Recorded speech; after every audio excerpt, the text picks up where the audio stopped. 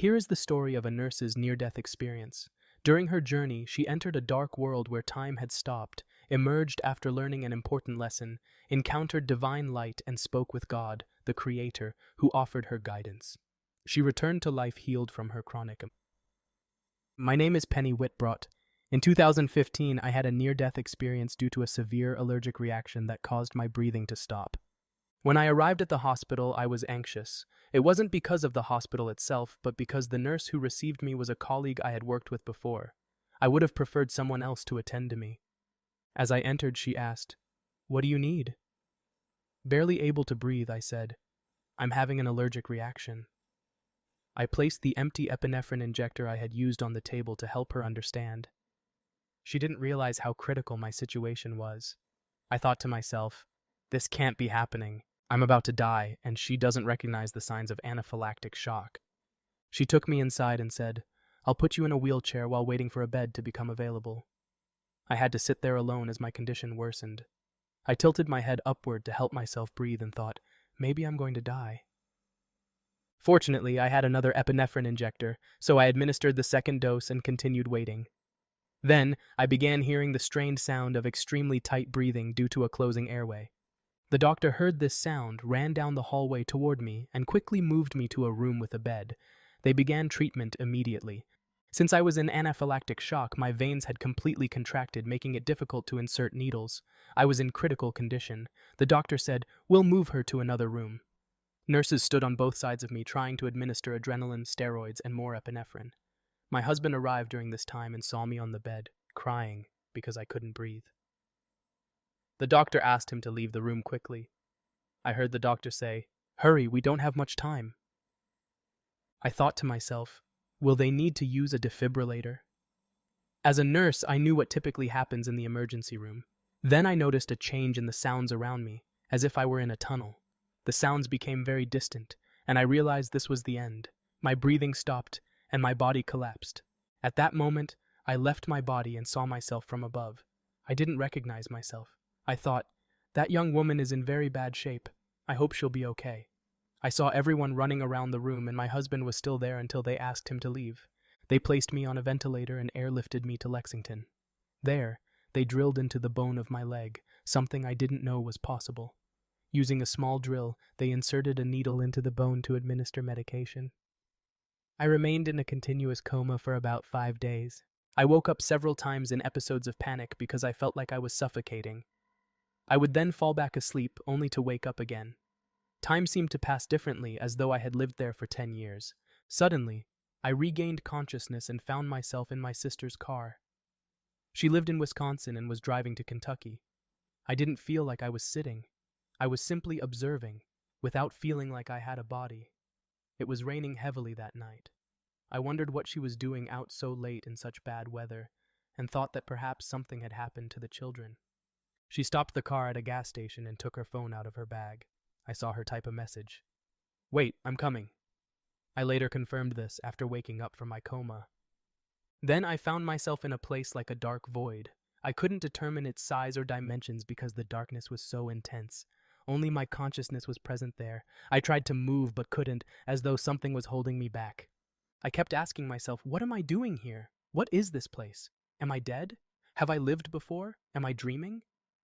Strangely, as time passed, I began to think that I had never existed in any time or place, that all my memories were just illusions I had created for myself. I wondered if something terrible had happened and I had been sent to this place, or if I had invented my entire life just to have something to hold on to.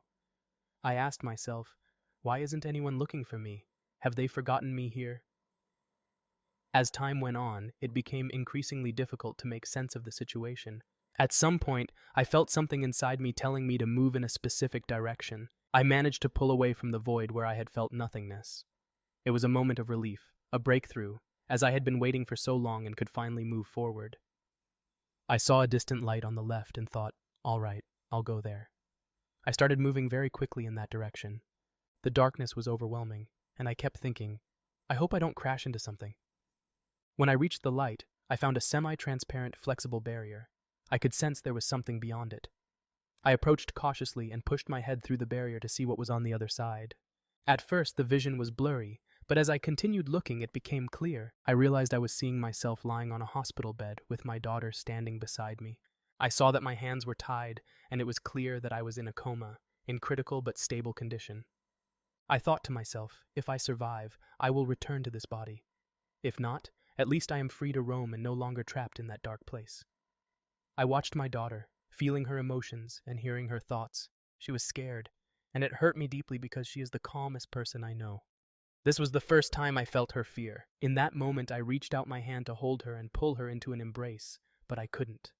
I tried several times and failed. Frustrated, I exclaimed, "What is happening? Why am I suffering like this? What did I do to deserve this?" Overwhelmed with anger, my emotions pulled me back into the darkness. I woke up again in the darkness and told myself, "All right, now I know how to get out of this place. I'll head toward the light." I moved in that direction, and when I reached the transparent barrier, I realized it was like a bubble. I stretched out my hand and felt something beautiful. I passed through it and found myself floating above my body once again. I looked down at myself on the bed, thoughts swirling in my mind.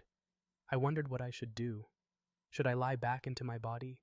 Would I wake up and everything would be fine? Or would the darkness pull me back again? I didn't know what to do. There were no signs or instructions, just me waiting and searching for a way to wake myself up. At first, I tried to open my eyes. I kept telling myself, "Open your eyes, come on, you can do it." I focused all my strength and determination, but nothing happened. Frustrated, I grew angry, then remembered and said to myself, "I need to stay calm. I don't want to get angry and be pulled back into the darkness." I thought for a moment and decided to try moving my finger as a start. I looked at my finger on the bed and kept saying, "Come on, move your finger, even just a little. Why aren't you moving? Why can't I do it?" I tried everything, but nothing happened. It was the most frustrating experience I had ever gone through. I was lost between two worlds, desperately wanting to return to my body, but not knowing how. Suddenly, I felt as though I was being pulled again, but this time to the other side of the wall. I thought to myself, this can't just be a coincidence.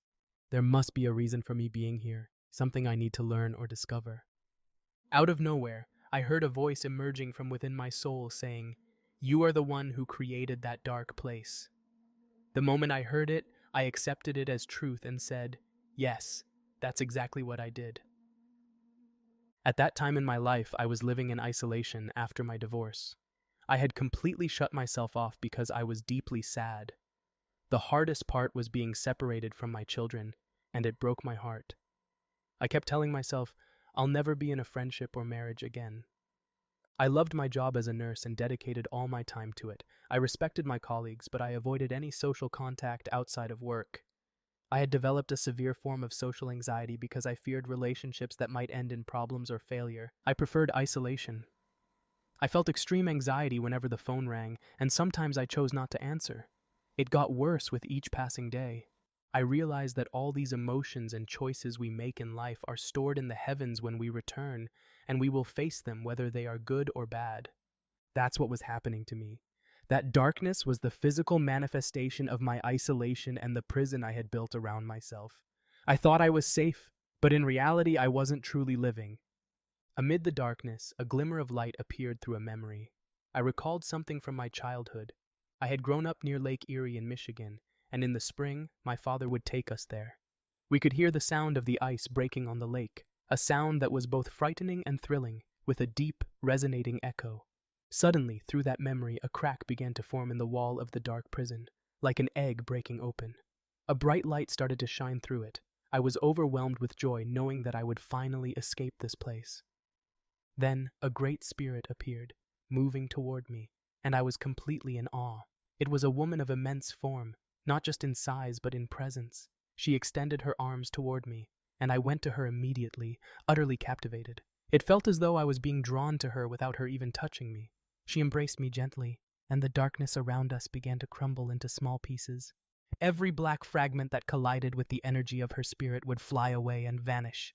This spirit radiated light and drove away the darkness with her power. Everything became brighter, and I began to cry. Not ordinary tears, but a deep, soul-wrenching cry, like a child reunited with their mother. I felt cradled in the embrace of a compassionate spirit, no longer alone. I didn't know who she was, but I felt an unexplainable pull toward her. It was an irresistible feeling, and that's exactly what I experienced. Her words flowed into my body like a powerful anesthetic, and then came a profound calm. I thought to myself, this woman feels so familiar to me. Then I caught a glimpse of a strand of reddish-orange hair on her head. Instantly, I knew who she was. I said, "Oh my God, it's my grandmother." I heard her voice in my mind, gently saying, "Calm down, my dear." I was 9 or 10 years old when my grandmother passed away. I have always been proud of her. She was an exceptional person, strong, the kind of woman people either loved or disliked. In her youth, she worked in a steel factory under harsh conditions. One day, a friend of hers got her arm caught in a machine and was unable to work after the accident. The factory owners fired her and refused to cover her medical bills. My grandmother was outraged and decided to form a union to fight for their rights. This was in the 1970s, and one evening my grandmother didn't come home. A black car pulled up in front of our house and she stepped out. The car quickly sped away. My father went outside to bring her in, and she told us that the factory owners had detained her, threatening her with dire consequences if she didn't stop her efforts. But she persisted and eventually succeeded in establishing the workers' union. She looked at me and said, "My dear, I'm still alive." Startled, I replied, "How is that possible?" She said, "There is no death, you know this." I answered, "I don't think I do." She explained, "The energy of the soul never ceases to exist. It only changes form. This is God's law, the same principle humans have emulated." At that moment, everything seemed to become clear to me. It made perfect sense. I believe in God and have always hoped that my destiny would be heaven, but I had never felt anything that confirmed its reality. I felt completely at peace in her embrace, listening to her gentle words as I was surrounded by the warm light radiating from her. Suddenly, I felt a massive tremor, like an immense earthquake that seemed to stretch from the beginning of time to its end. A deep vibration coursed through my entire being. It reminded me of the sensation I once felt while watching an air show when a massive plane passed directly overhead, causing my whole body to shake. It was exactly like that, and I instinctively knew from the depths of my soul that I was about to meet the Creator. I tried to focus on the good things I had done in my life, knowing that He could see into my thoughts. There were some negative things I hoped would not be addressed. Yet despite my efforts, I couldn't focus on anything specific because my mind was overwhelmed. Suddenly, a divine light appeared, far brighter than the one surrounding my grandmother. It came closer and closer, and then I heard, "I am." At first, I didn't understand. Then it became clear. These words came from the Creator Himself. The Creator of all things was here, speaking to me. Even now, the memory sends chills through me. In that moment, I truly grasped what He meant by "I am." He was saying, "I am the one who created you. I am the creator of everything. Everything exists by my will." It was overwhelming and awe-inspiring. I kept trying to focus on the good things from my life, but I couldn't. I had a profound sense that my life was about to be shown to me. It happened just as I had hoped, and the good things began to be shown to me, which was comforting. One moment that stood out was when I was in a store, and a woman in front of me didn't have enough to pay for her purchases. She wanted to leave some items behind and only keep what she needed to feed her children. I was moved by this because I had been a single mother for years, and I knew that feeling. I thought to myself, I've been through this. I looked into my bag and gave her the amount she was short. She was embarrassed and didn't want to take it, but I told her, "It's okay, I've been there before. Take the money and pay for everything." I was then shown how this same situation would repeat years later. The same woman would work as a volunteer at a food bank, and another woman would find herself in the same situation. She would help her, saying, "It's okay, I've been there," and give her the money for her purchases. I was amazed because I had never thought about these things in that way before. I thought that I had done something that time would erase, not realizing how it would affect her life and others' lives in the future. I was shown other things as well and saw their impact. I was astonished. These moments taught me that the true purpose lies in acting positively in every moment we live. Everyone tries to discover their higher purpose in life, but we can simply help with small things, and that's what matters most, not ignoring those moments to lend a hand. Then I was shown the negative side of my life. I saw that nurse I never liked working with because she seemed indifferent to her role as a nurse. I often had to step in for her and answer her calls. I never spoke negatively about her because I hated gossip, but deep inside, I harbored negative feelings toward her. Then God showed me her life completely, revealing that she had suffered cruelty from her father during her childhood. It was astounding that she had endured all of this without developing any mental disorder. Despite all that, her heart was not hardened. Instead, she decided to dedicate her professional life to helping others. Then, God asked me, "Is she doing her work excellently?" I answered, "Given what she has gone through, she is making a great effort and doing all she can." He then said to me, "You must control your thoughts. You hold negative thoughts about her, and these thoughts have energy. This energy burdens her, making it hard for her to become the person she should be. You are limiting her progress with your thoughts." I felt bad because I thought it was enough not to speak or spread rumors about her, but I realized that as long as I held these feelings inside, I was hurting her just as much. He said, "You understand now. You must look for the good side in that woman." I felt deep regret and sorrow because I hadn't realized that before. I saw other moments where I could have done good, but I didn't, and it completely changed my perspective. There were millions of things that happened, but I cannot speak about all of them. The beautiful thing was that, in that dimension, I could create anything with my thoughts. When I thought of nature and flowers, a vast space of flowers appeared, and each flower carried its own fragrance and music. The color of the flowers exceeded the flower itself, as if it were flowing from them. Each flower sang its own unique melody, and the sound was harmonious, without any noise or dissonance. I was astonished by that exquisite system. After that, I was able to travel. I would fly high, then descend and dive under the water, emerging again without getting wet. Birds flew past me, and it was an adventure beyond imagination. In that moment, I was trying to decide whether I should move toward the divine light and surrender myself to God or not. I knew that the Creator knew me and everything about me. I trusted Him, but I hesitated to allow this power to influence me. I was at a standstill and I had to make a decision. Despite His strength and power over everything, He did not impose anything on me. I had the freedom to choose. I said, "All right, I will do it." Then the divine light enveloped me, seeping through my feet and rising up my legs until it reached the middle of my body, like a coat of light wrapping around me, healing the aches and all those things from the past that had caused me trouble. The light then ascended to my heart, passed through my throat and mouth, and I became able to sing the most beautiful melodies. I said, "Where did this come from? I don't sing well." Then the light rose to my eyes, and it was so warm and filled with love. I didn't want to resist it. I surrendered and closed my eyes, and the light exploded outward, then suddenly returned inward, piercing all the cavities in my brain, illuminating my mind. I entered a state of deep awareness, as if I had read millions of books, and everything I had never understood before became clear to me. Everything I hadn't been aware of was now within my reach, but God withheld from me the ability to retain it afterward. I knew I had to make a decision about the next stage. But I felt a bit of anger inside me towards God, and I said, wait, hold on. You are flooding me with all this love, goodness, and grace, but where were you when my children suffered? Where were you when their father left me? Where were you when they waited at the mailbox for a letter that never arrived? Where were you all that time?" Those questions came out with a sharp tone and anger. But he remained gentle and loving, still understanding, and said, "My daughter, you have misunderstood me completely. Let me show you something." Then he showed me a picture of another reality in the future. I found myself sitting in the bleachers next to my son, watching my oldest grandson play soccer. I remember looking at him and seeing the sun shining on his skin and hair, and it felt wonderful. Then he looked at me and said, "Mom, I will be the father to him that I deserved." That's when I realized my son was breaking the chain of fathers who abandoned their families and would be a good father. I still feel that, and tears come to my eyes every time I remember it.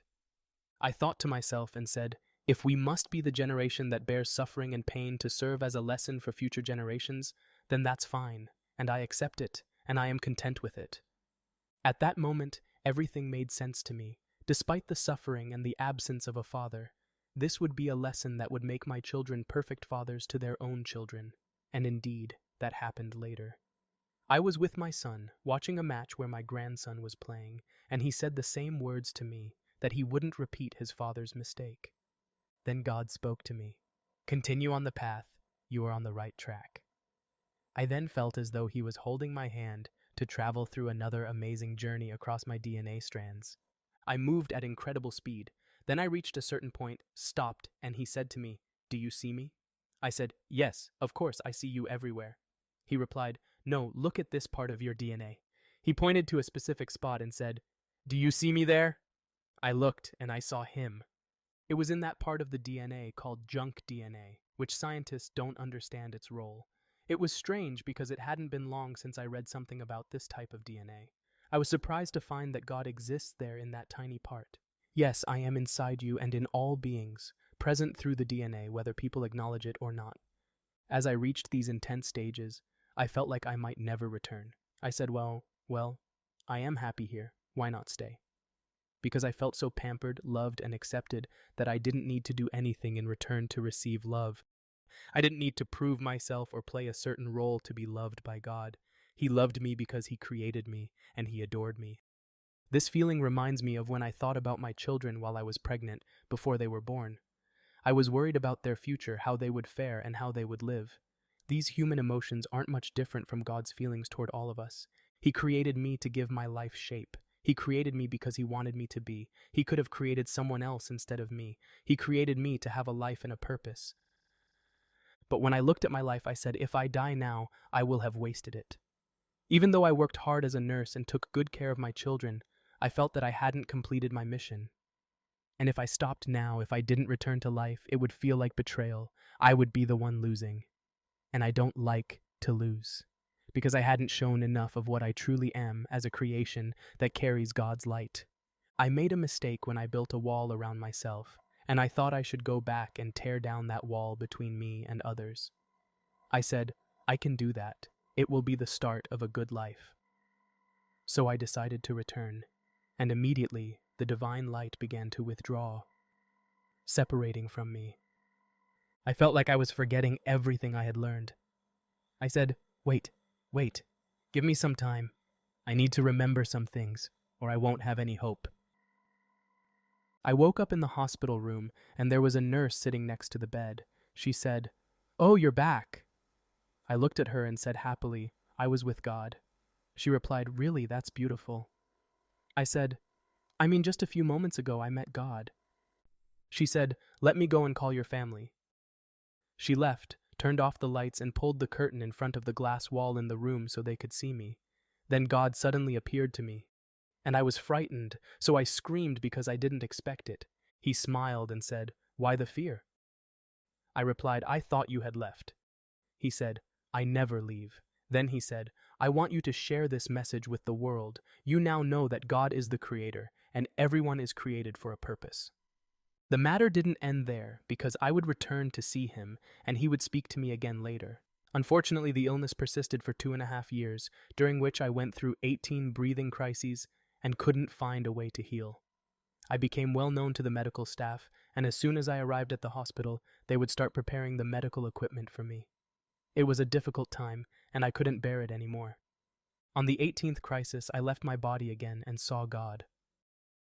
I said to him, "I have no strength left. Either save me from the suffering or take me. I can't continue. This situation is very hard for me and my family. The crises come suddenly, and it's terrifying." He said to me with compassion, "I am not the cause, you are." I asked, "What do you mean?" He replied, "You said that when you return to life, you would remove the barriers, but you haven't taken any steps. Don't you notice that I constantly intervene and put people in your path for you to exchange kindness with, for experiences that you can learn from, but you refuse them?" I said sadly, "Yes, that's true." He then said, "From today, say yes to heal." I asked, "Really?